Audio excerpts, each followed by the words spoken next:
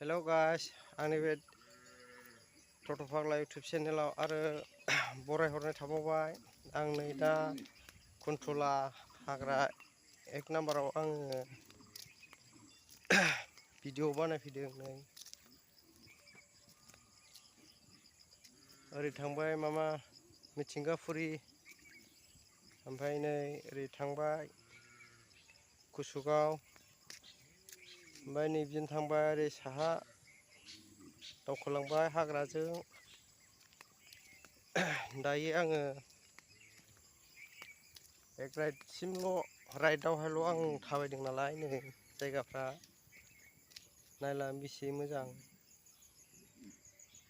हाब्रु गैया दैब्रु गैया टाइल्स जाबनायबावसो नै नायलांदो बरियाखा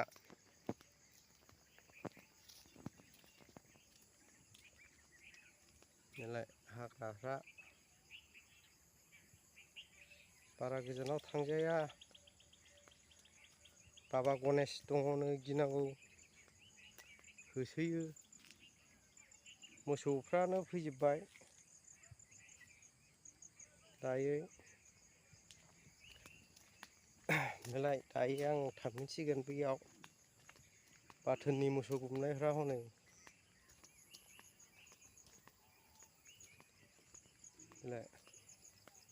बाथोननि मोसौ गुमनाय ओमफ्राय नैबे बर्डार जाहैबाय बे ओरैहाय बे लहा जोंथि माथि नुहुरनाया नै बियो माने बाबा गणेश बारबोनो हायैनि बियो अब्ला दायो थांफिनसिगोन आङो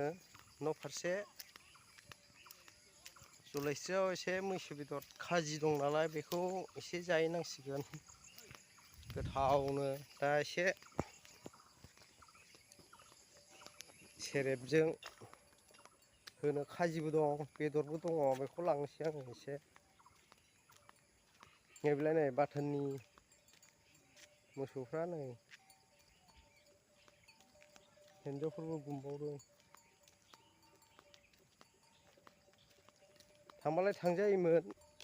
ओरैहाय नै बिजों थांजाला बै बट होनायानो सिमाखा हनै खाथियाव थांला आङो नैबेनो बट होखादों थांजाया नैबेनो लामाया साहा हाबलांथारबाय ओमफ्राय नैबे फुख्रि दंबावोसो फुख्रिखौ आं नायनायनि र' दैयानो गैला नै बै हाखरा हाग्रासो जाजोब्बाय हनै दङ खोमा दैया सिङाव नैबेथ' दांजाया बाव दांबाथाय सर्ट जायो नै बाव होथेजोबखानाय नैबेलाय फरेस्ट बाउन्डार बियो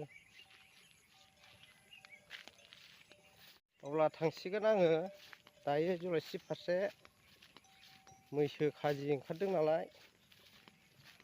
बेखौ एसे जानो लांनोसै